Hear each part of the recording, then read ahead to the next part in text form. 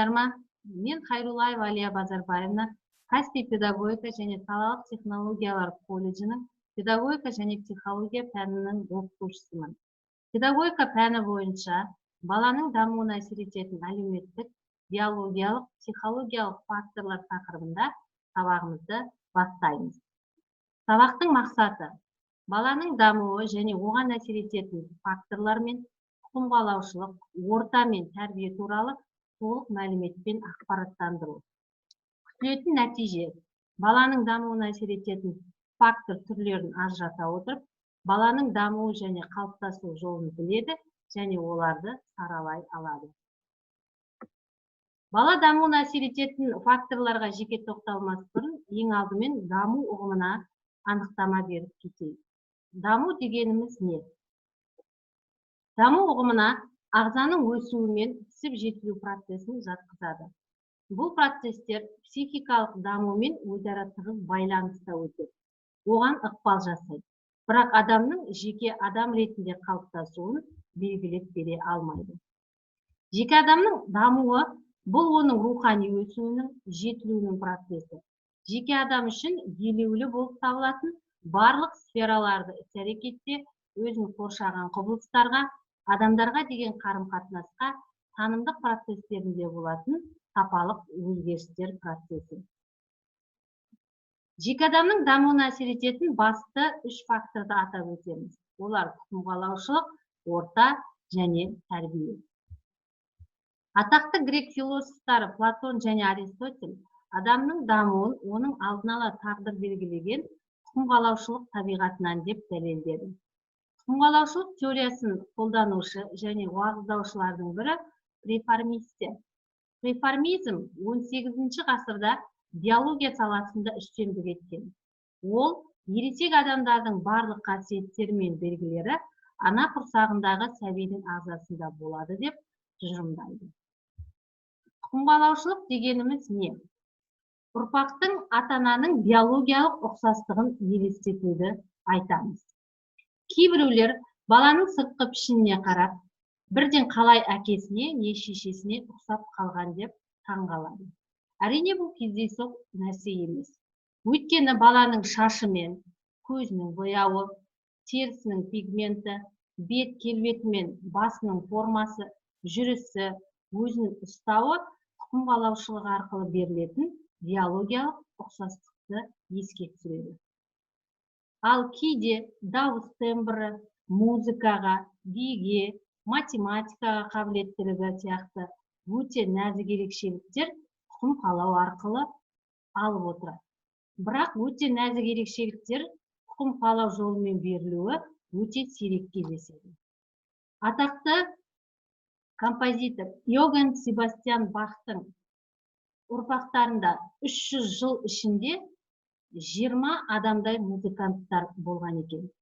Яғни оны бір жағынан табиғи мүмкіншіліктердің нышанына байланысты делінсе, екінші жағынан отбасындағы музыкалық дәстүрге, музыкалық тәрбиеге байланысты деп қарастырған жөн. Келесі әсер ететін фактор ол орта. Орта адам дамуына табиғи және әлеуметтік орта ықпал жасайды. Ортаның өзі екіге бөлінеді бізде: табиғи орта және әлеуметтік орта. Табиғи орта бұл түрлі табиғат жағдайының адам тұрмысына, қызметіне ықпал жасауы. Жылы және суық климат жағдайы халықтардың тұрмысына, әрекетіне елеулі ықпал етеді. Оның мінез-құлықтарына да ерекшеліктерінен байқалып жатады. Екінші әлеуметтік орта бұл жеке адамның мінез-құлқының дамуына ықпал жасайтын әлеуметтік қатынас, олардың көп қырлы іс-әрекеттері. Әлеуметтік ортаға мектептің ықпал жасауы нәтижесінде баланың дүниеге көзқарасы, құлықтық, эстетикалық және осы сияқты болымды қасиеттер дамып қалыптасады. Адам өзіне қажетті материалды осы әлеуметтік ортадан алады. Егер бала әлеуметтік ортадан тыс қалса, онда оның дәрежесі жануарлардан жоғары болмайды. Адам жеке тұлға болып өсуі және дамуы үшін тек адамдардың арасында өмір сүруі қажет. Әлеуметтік ортаға жататындар бұл микрофакторлар, мезофакторлар және макрофакторлар болып бөлінеді. Микрофакторларға отбасы, қоғам, тәрбиелеу институттары, діни ұйымдар жатқызылса, мезофакторларға этнос, халық, аймақтық жағдайлар, бұқаралық ақпарат, макрофакторға мәдениет, мемлекет, ел жатқызылады. Бұл факторлар жеке тұлғаның дамуы мен қалыптасуында өзіндік үлкен рөл атқарады. Келесі баланың дамуына әсер ететін жетекші фактор бұл тәрбие болып табылады. Аға ұрпақтың жаңа ұрпаққа қоғамдық тарихи тәжірибені беру процесі, жаңа ұрпақты өмірге, еңбекке дайындау арқылы қоғамның алға қарай дамуын қамтамасыз ететін процесс. Тәрбиеші тәрбие арқылы баланың түрлі іс-әрекеттерін тиімді етіп, оның жақсы дамуына қажетті материалдарды іріктеп алады. Айналадағы табиғи және әлеуметтік ортаға көзқарасын дамытады. Сонымен тәрбие бала дамуын бағыттайды, басқарады. Сондықтан да ол баланы қалыптастырудағы негізгі күш болып табылады. Тәрбиенің рөлін педагогика тарихында аса артық бағалаушылар да болды. Джон Лок тәрбие адамның көзқарастар мен адамгершілік қасиеттерін жасайтын негізгі құрал.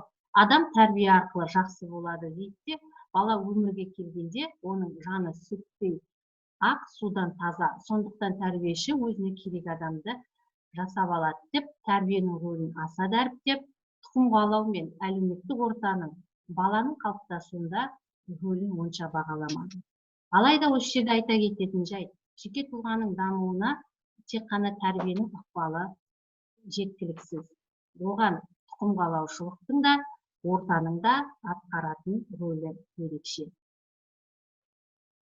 Олай болатын болса, бүгінгі сабағымызды пысықтау мақсатында экранда көрсетілген Quizlet Live сөзін Google-дан теру арқылы бүгін тест тапсырмасын орындаймыз.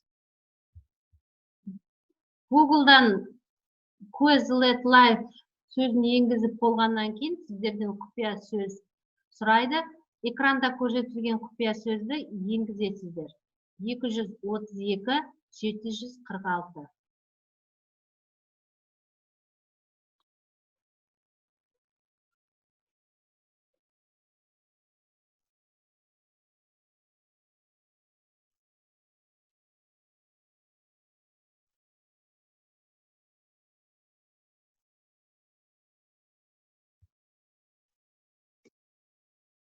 Жақсы, тестімізді ендеше бастаймыз.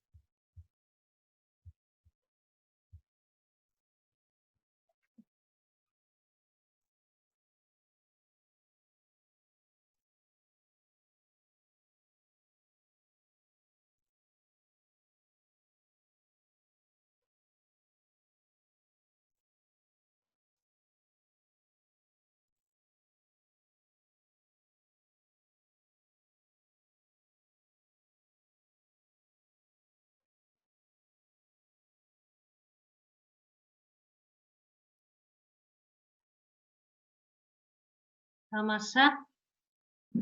Аяулым, сізді құттықтаймыз. Бүгін жақсы көрсеткіш көрсете білдіңіз. Қол соғамыз аяулымға.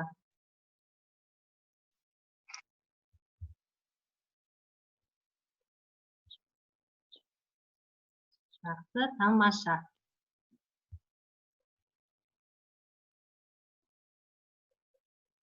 Ал тест жұмысынан төмен көрсеткіш көрсеткен студенттер бүгінгі сабақты қайта пысықтау үшін Quizlet қосымшасы арқылы жұмыстануыңызға болады.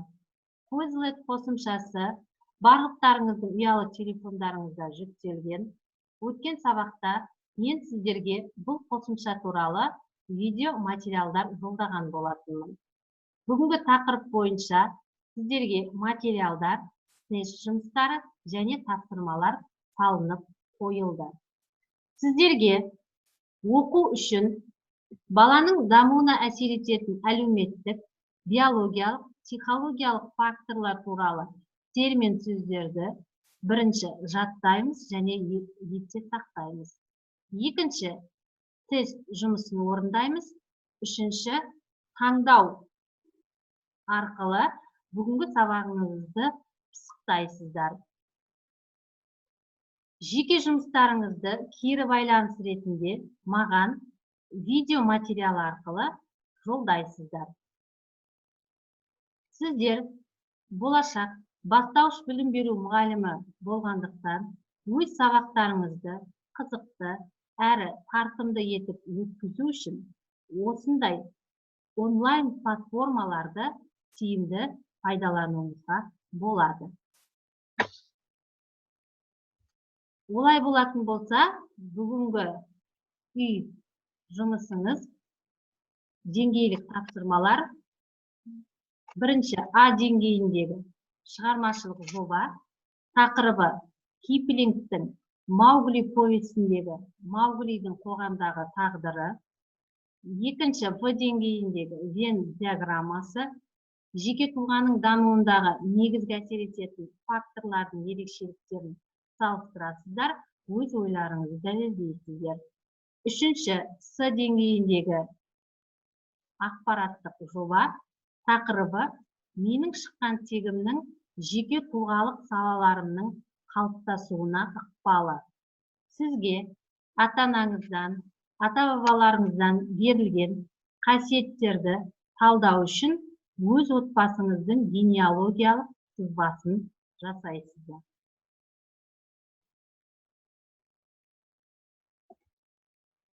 Бүгінгі сабағымыздың рефлексиясы ретінде SMS хабарлама арқылы сабақтан алған әсерлеріңізді Quizlet қосымшасы арқылы жасаған жұмыстарыңыздың кері байланысын SMS хабарлама арқылы маған жіберетіздер. Осымен сабағымыз аяқталды. Зейін қойып тыңдағандарыңыз үшін рахмет.